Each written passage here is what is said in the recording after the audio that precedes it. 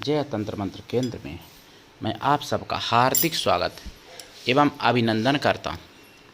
मेरे प्रिय भाई बहनों, यूट्यूब पर पहली बार आज मैं सत्य दर्शना अप्सरा की साधना लाया हूँ। आपने नाम भी नहीं सुना होगा, पूरे यूट्यूब पर खंगाल लेना, सत्य दर्शना अप्सरा की साधना। इनका परिचय बताऊँगा, इनका स्वभाव भी बताऊँगा, इसलिए वीडियो अंत तक देखते रहिएगा।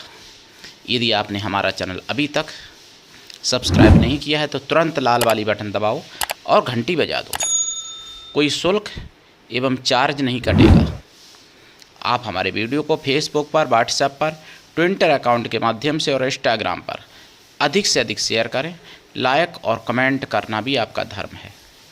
दुनिया में जिसका कोई नहीं, मैं उसका हूँ।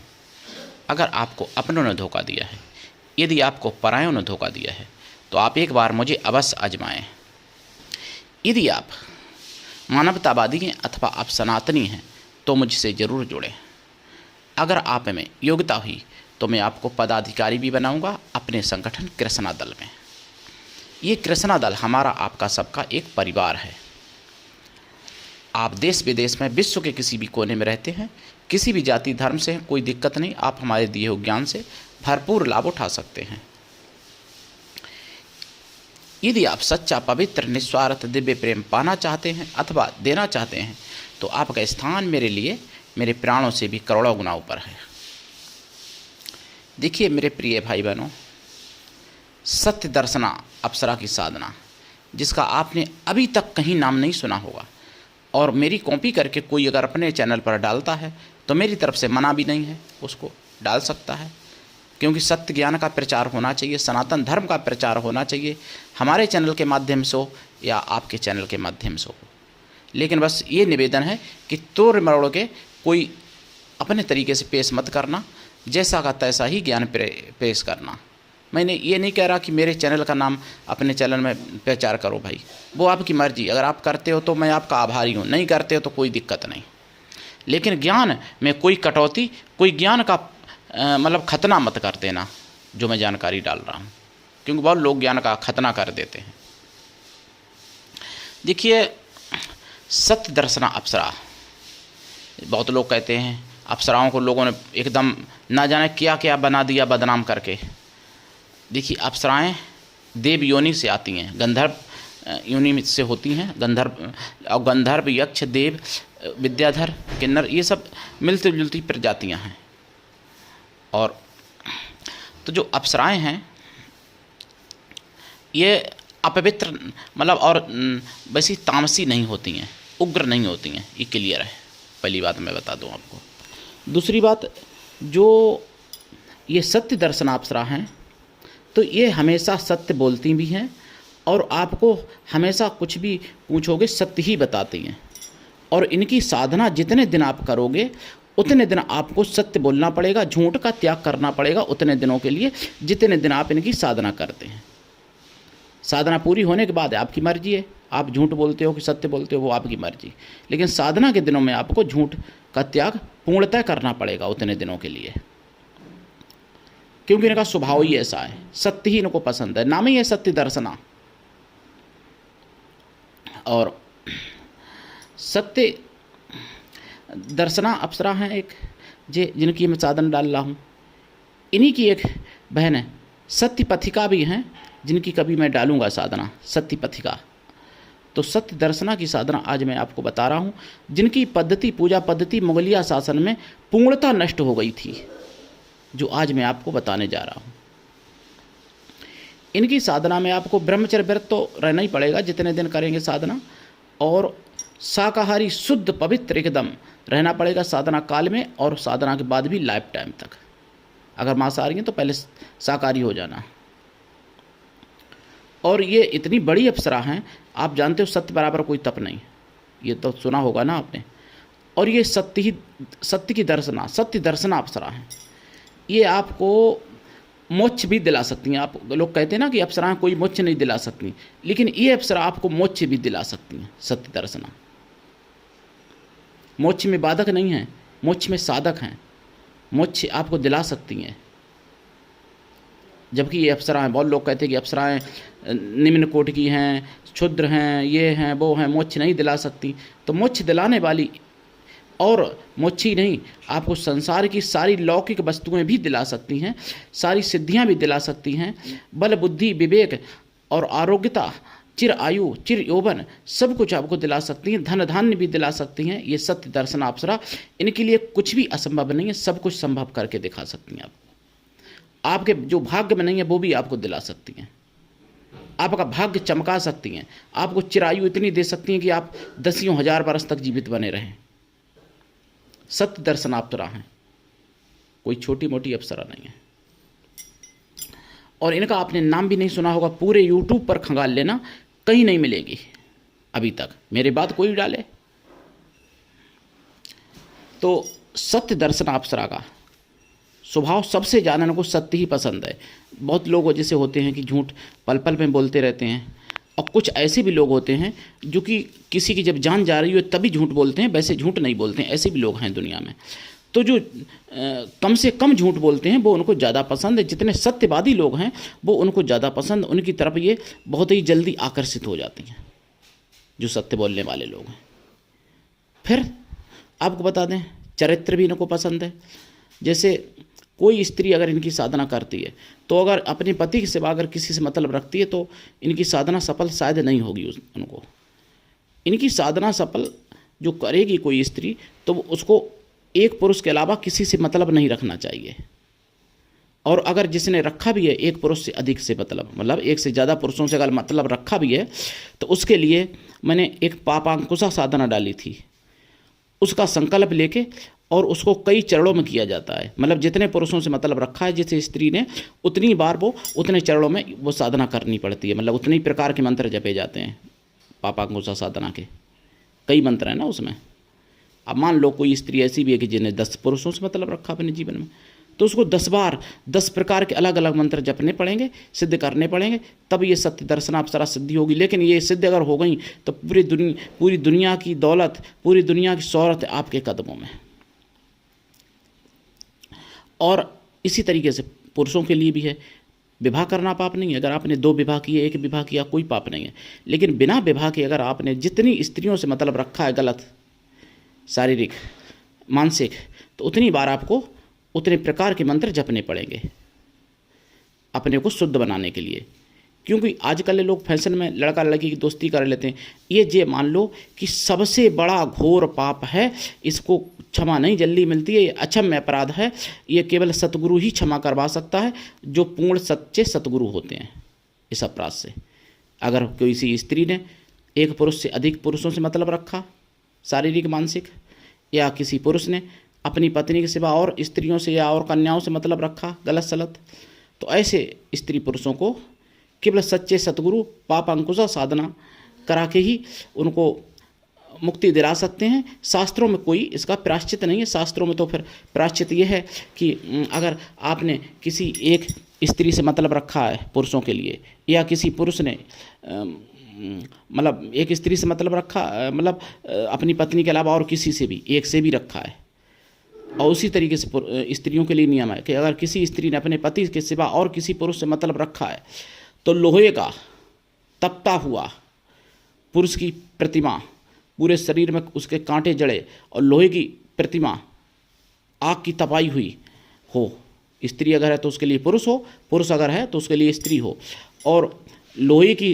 खाट आग की तपाई हुई उस पर लेट जाए, और उस स्त्री अगर पुरुष है तो स्त्री का, अगर स्त्री है तो उस पुरुष का लोहे के तपाए हुए मतलब आग का तपाया हुआ शरीर से आलिंगन करे और अपने प्राण त्याग देता है, वही प्रायश्चित है। ऐसा अग्नि पुराण में वर्णन है, मैं नहीं कह रहा हूँ, ये अग्नि पुराण उठा के देख लीजिएगा, तो वो तो प्रायश्चित कोई कर नहीं पाएगा कलयुग में।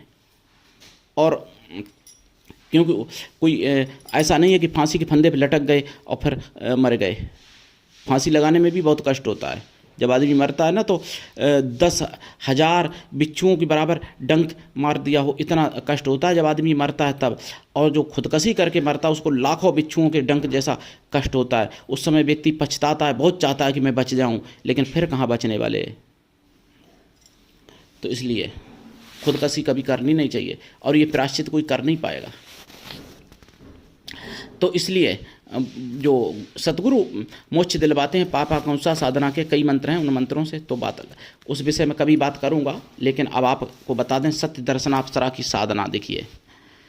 और मैं एक बात और कह दूं आपसे, जो भी माताएं बहनें हैं, अघोषित रूप से जिहाद, अघोषित रूप से युद्ध छिड़ चुका है हिंदुओं से। तो इसलिए जो माताएं बहनें हैं मुसलमानों से बचें, मुसलमानों से दोस्ती ना करें। जो भी माताएं बहनें हैं जो वो भगा के ले जाते हैं, अगर उनसे दोस्ती करो तब भी मरना है, और अगर उनसे दोस्ती ना करो तब भी मरना है। इसलिए उससे दूर ही रहें और अपनी सावधानी बरतें। अपने साथ मतलब चिली स्प्रे और पेपरमेंट स्प्रे रखें। अगर कोई आप पे हमला करता है तो तुरंत उसकी आंख में डाल दो। और भी कई चीज़ें हैं, उनका भी फ़ायदा लोग उठाते हैं। हालांकि मैं कह रहा हूं कि भैया उनके नाक में घूंसा घूंसा मत मारना, नहीं तो बेहोश हो जाता है आदमी तुरंत। तो इसलिए नाक में घूंसा घूंसा तो मत मारना, नहीं तो नाक में घूंसा मारने से तुरंत बेहोश हो जाता है व्यक्ति और मर भी सकता है। तो इसलिए नाक में घूंसा मत मारना, मैं ये कह रहा हूँ। लेकिन चिली जो है स्प्रे रखें और आँख में सीधा उसके उड़ेल दें अगर कोई हमला करता है। और दोस्ती ना करें, दोस्ती से बचें। नहीं तो श्रद्धा देखो दोस्ती करने के बाद मारी गई और नेहा दोस्ती करने से पहले मारी गई, क्योंकि उसने मना कर दिया था नेहा ने कर्नाटक में अभी। और श्रद्धा ने दोस्ती की, साथ रही, मेरा अब्दुल ऐसा नहीं है और उसी का अब्दुल वैसा ही निकला। तो इसलिए ये मत सोचो वहाँ पर सबके सभी वैसे हैं जो दोस्ती करते हैं हिंदू लड़कियों से, औरतों से। तो वहाँ पे कोई ऐसा नहीं है, सब वैसे ही हैं, सब वहाँ आप तापई हैं। और तुलजा तुलसा थी, वो कौन हीरोइन थी, हम नाम याद नहीं आ रहा, वो देखो मारी गई। और किसी के पैंट टुकड़े होते हैं कि कोई फ्रिज में रखी मिलती हैं, और जो दोस्ती नहीं करती हैं तो उनको कॉलेज के बाहर मार दिया जाता निकलते। नेहा जैसी, जबकि नेहा तो कांग्रेस की ही थी, पार्षद की बेटी थी मतलब नेहा। तो ऐसा नहीं है कि आप उनसे दोस्ती करोगे या अगर आप कांग्रेसी हो तो आप बच जाओगे। तो अघोषित रूप से युद्ध छिड़ चुका है। देखो दिल्ली में जहांगीरपुरी में अभी बताया गया 2-3 दिन पहले सुदर्शन पे कि माँ के गोली मार दी, उसने केवल लड़की को मना कर दिया देने को, मुस्लिम को 2 साल से पीछे पड़ा था जहांगीरपुरी में। तो ऐसे हर जगह ना जाने कितनी मारी जा रही हैं। अगर 100 मरती होंगी तो 2-4 की 1-2 की खबर आ जाती है टीवी पे, सबकी खबर नहीं आ पाती है। तो इसलिए मुस्लिम से दोस्ती ना करें माताएं बहनें लड़कियां, हिंदू से दोस्ती करें। हिंदू चाहे अगर नेत्रहीन भी होगा, अगर पैर से लंगड़ा भी होगा बेचारा, या एक आंख से काना भी होगा, या हाथ से अपंग भी होगा, तब भी आपको सच्चा प्रेम तो देगा। आपका जीवन तो बिगाड़ेगा नहीं, आपको फ्रिज में तो नहीं रखेगा काट के, आपको आपके पैंट टुकड़े तो नहीं करेगा। अगर कोई हिंदू होगा तो तलाक अगर देगा तो आपको छोड़ तो देगा घूमने के लिए, लेकिन वो तो घूमने के लिए नहीं छोड़ते हैं, वो फिर सीधा कि हमसे हमारी नहीं तो किसी की नहीं।